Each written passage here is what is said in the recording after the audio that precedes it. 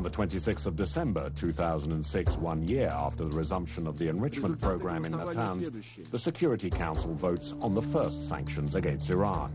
Iran is now prohibited from access to all material connected in any way to the use of a nuclear complex.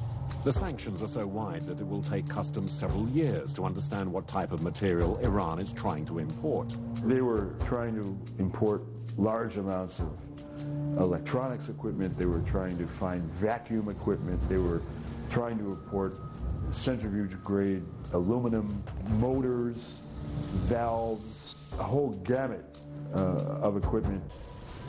Faced with the endless problem of renewing the material, the Iranian Atomic Commission really tries to achieve complete self-sufficiency.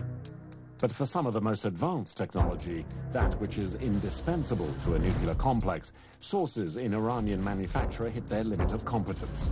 The only solution, illegal trafficking. The Iranians had to improvise. They had to over-order. They had to order equipment that wasn't as good as the equipment they were looking for. And obviously, when you're facing bottlenecks like this, you can't rely on the best equipment that you can get. You're having to defeat export control systems worldwide. There's going to be a lot of cases where that equipment fails and you're going to have to start from scratch. Iran has put in place hundreds of cells organized to traffic the necessary materials. The plan is simple. Call the small import-export companies, ask them to order the dual-use materials, and then send the materials to an intermediary country from which they can finally get to Iran. This is the case in Toronto, Canada, for the young Iranian-born engineer Mahmoud Yadigari, who will get involved with a smuggling operation that will supply the Iranian nuclear program. Yadigari is a fellow who came to Canada about 13 years ago with a degree in computer studies, and he pursued another degree in Canada with computer studies. And he wasn't making much money, so he started a truck driving business. When he didn't succeed financially in that business, he started doing a little import-export business. Mahmoud Yadigari sets up his small business in his modest house in the Iranian district of Toronto, where he lives with his wife and his young son. But for 3 years, his company does nothing. Then one day, in November 2008, he is contacted by a certain Mr. Tabari from TSI, a company based in Tehran. Tabari asks him to get hold of pressure sensors with very precise technical specifications in Canada. The specifications correspond to those for nuclear use. Yadigari begins to scout around. He sends over 2,000 emails to more than 110 companies that distribute these sensors, which are a typical example of dual-use material. There's no offense, you or I or our children could walk in and buy this transducer off the street. So a lot of these goods have dual uses, so it could be used for medical equipment, and it could also be used in nuclear enrichment. Yadigari is a novice in this type of transaction, and he will quickly be thrown to the wolves because of his lies. In January 2009, he orders 20 pressure sensors from the German company Pfeifer. But Pfeifer is experienced in the transport of illegal material. They have already been questioned by the IAEA, and their reputation has suffered. Pfeifer, who refused to talk to us, asks Yadigari for proof that the final user of the material is not in a country currently under sanctions. Yadigari tells them, too quickly, that the final user is in Denmark. Pfeifer responds by asking for written proof. In a panic, Yadigari forges a crude claim from a company based in Dubai, clearing the transfer of the material.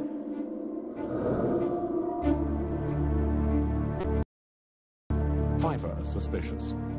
They turn down the sale and, unfortunately for Yadigari, contact the U.S. Customs authorities. Our partners in the United States, Immigrations and Customs Enforcement, which is part of Homeland Security, they called us because they had been contacted by a company in the Boston area about a suspicious call trying to acquire pressure transducers. And so ICE just routinely would call us or give us the information saying, do you know this person and what can you tell us about him? From then on, Yadigari is placed under surveillance by the Canadian Mounted Police. But his quest is not over. He receives dozens of refusals, So he decides to change tactics. He contacts the distributor Alpha Controls in Toronto without specifying that the sensors he orders are for export. Alpha Controls grants Yadagari's request and sends the sensors to his house. Yadagari quickly removes the labels on the sensors so as to make them unidentifiable. The pressure sensors are similar to those found at the top of centrifuges at the Natanz complex in Iran.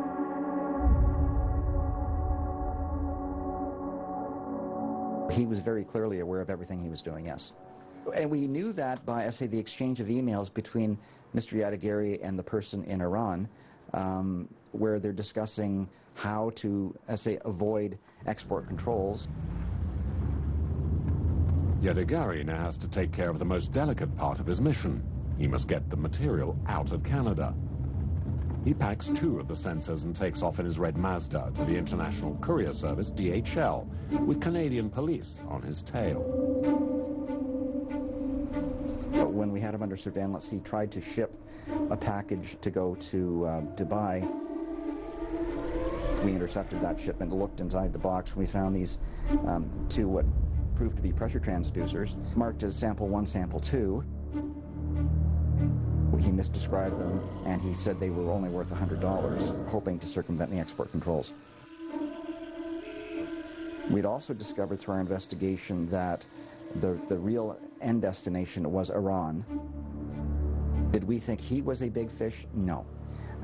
We believe he was just, quite frankly, an entrepreneur, if you will, trying to make money through criminal activity.